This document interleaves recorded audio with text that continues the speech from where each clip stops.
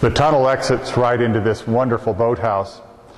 As if the lodge and these extraordinary grounds weren't enough, we have this treasure that graces the boathouse on occasion, the Thunderbird, one of the most remarkable 20th century wooden boats in the world.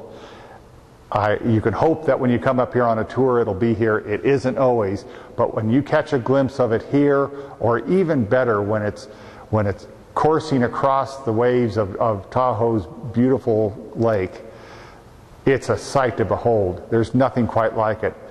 It's sleek, its mahogany lines are unparalleled. It's really one of the nation's treasures in maritime history. As luck would have it, we had a chance to ride on the Thunderbird earlier in the season and talk with the crew about the historic vessel.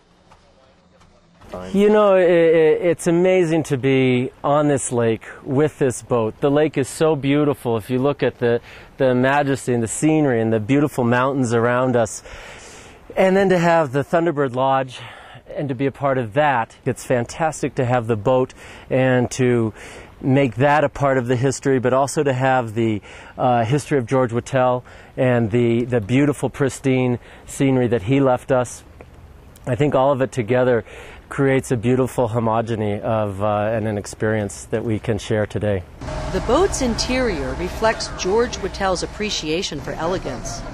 We asked the captain why this boat is sometimes referred to as the Lady of the Lake. Well, I think that they refer to it as the Lady of the Lake as insofar as it being one of the more historic vessels on Lake Tahoe. Built for George Whittell, it was designed by John Hacker.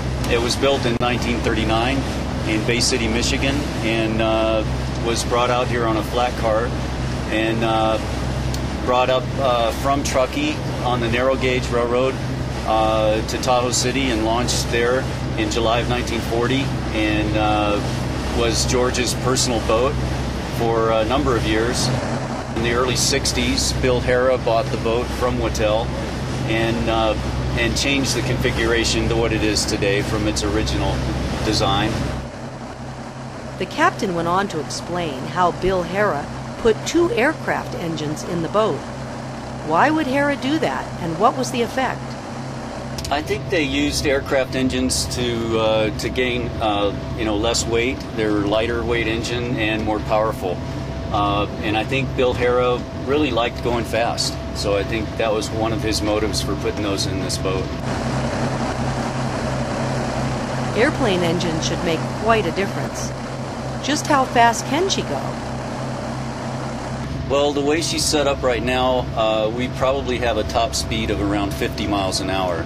However, right now we're only cruising around 20.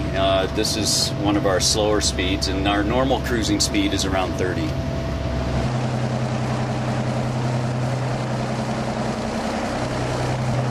Well, we generally draw a crowd from other boaters because it's such a unique looking vessel and has such a history to it. I think that's been one of the challenges of driving this thing around on the lake, is because so many other boaters want to get close, and so when you're approaching other boats, you notice that they're heading towards you, and there's really no place to go. You kind of just have to dodge other boaters and hope for the best.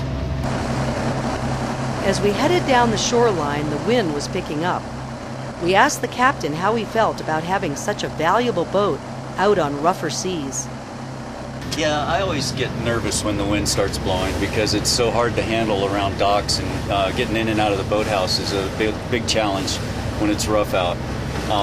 So in fact, I'm going to turn around right now just because we're down here by Glenbrook, and we see a little chop coming on the lake, and they're predicting high winds today.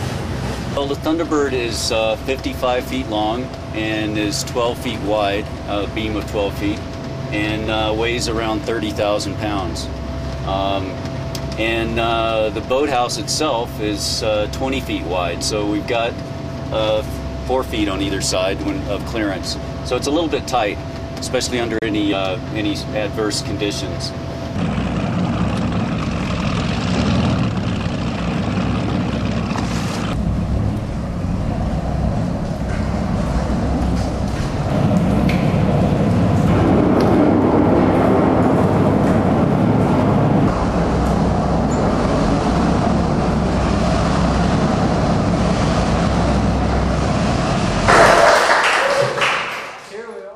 Back on land, we rejoin our tour with Ron James. We're not going to go back to the lodge by way of the tunnel. It's pretty cold in there, and it's so beautiful out here, it's a good chance to see the rest of these grounds.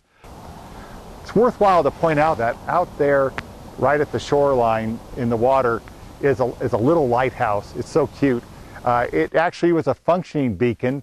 Whittell put it out there so that when he went over to Calneva to see all the showgirls and to gamble, when he came back at night, he could have that lit and know where to navigate. This is a fascinating part of the architecture and the design of the landscape. It might escape somebody just walking along, but this is actually the undulating tail of a dragon.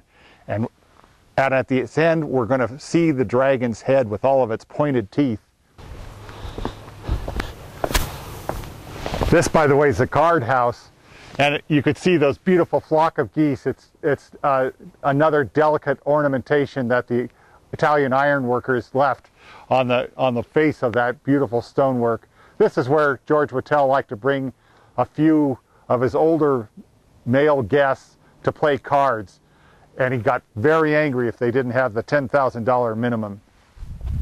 From here we get a nice perspective of the setting of the Whittell Mansion here on the south point of Sand Harbor. Over there we see the state park, the very steep mountains of the eastern slope of the basin. We overlook at this point George Whittell's private lagoon, and we see that beautiful emerald green color, that crystal clear Tahoe water that made this place famous from people who coming here from Mark Twain right to the present. And also from here you get a perspective. The boathouse is there. We know that the tunnel goes underneath here, and from over at the gazebo we get another nice view, because it's really from there that you can appreciate this subtle artistry that was built into the land bridge where I'm standing, right on the head of the dragon. So if you look over from this side of the lagoon, and it's pretty subtle, but it's there. The stonemasons were craftsmen, and they knew what they were doing. You can see teeth hanging down, and that bridge is the snout of the dragon, which is continued by that large piece of granite that juts out over the other piece of granite that it rests upon. And that's the dragon snout. Very subtle. It has to be pointed out to you. You could miss it. But it's nice to know it's there and that they were just folding that in there. You know, as we look up on that hillside over this beautiful setting, we get a feel for the pristine environment that George Whittell saved. It really wasn't his intent. He wanted to buy a big piece of real estate. He thought about developing it, but he loved nature and he loved not having to work very much, so he didn't develop, and very little of the Nevada side is developed as a result of this. But here's where you get to see the real legacy of George Whittell and what he left for later visitors to the Tahoe Basin. And this entire area is noted by environmental scientists for its pristine nature. So little has been developed here for well over a century that the water here is as clear as it can be. You know, we've only been able to show you just a little bit of this place. We want to let you know about places that are accessible, wonderful, charming little parts of the state, and this is certainly one of them, one of our great treasures. His lodge was originally very private, and no one was allowed here without permission, and he granted permission very rarely. We're very fortunate that it's now managed by the Thunderbird Preservation Society, and they make it accessible to visitors. You need to come up here to see the whole thing and to breathe this clear mountain air and to hear and these sounds and see this setting. Is nothing quite like it. We're so pleased that the Commission for Cultural Affairs has made grants available to this facility to keep it alive, to keep it available for the public. But you need to pull up your end of it by coming up here and be supportive and see it for yourself. I promise you, you won't be disappointed.